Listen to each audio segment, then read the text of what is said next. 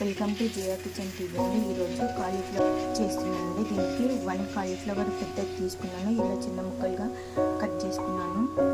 వీటిని పసుపు ఉప్పు వేసి ఇలా బాయిల్ చేశాను. ఇలా బాయిల్ చేసుకుని పక్కకు తీసి పెట్టుకునే దాంట్లోకి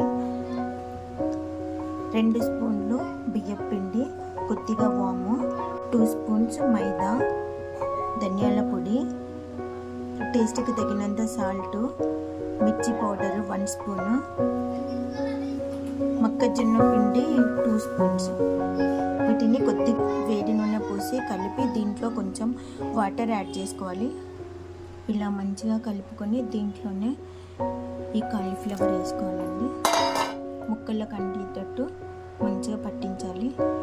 ఇలా మంచిగా పట్టించిన దాన్ని ఇందులో ఆయిల్ బాగా వేడెక్కిన తర్వాత ఇలా డీప్ ఫ్రై చేసుకోవాలండి.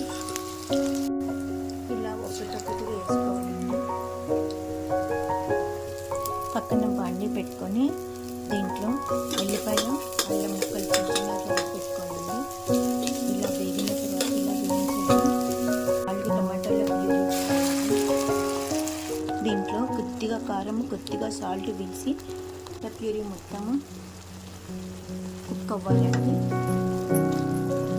ఇలా ఆయిల్ పైకి తేలినప్పుడు కొద్దిగా కొత్తిమీర, 1 స్పూన్ చిల్లీ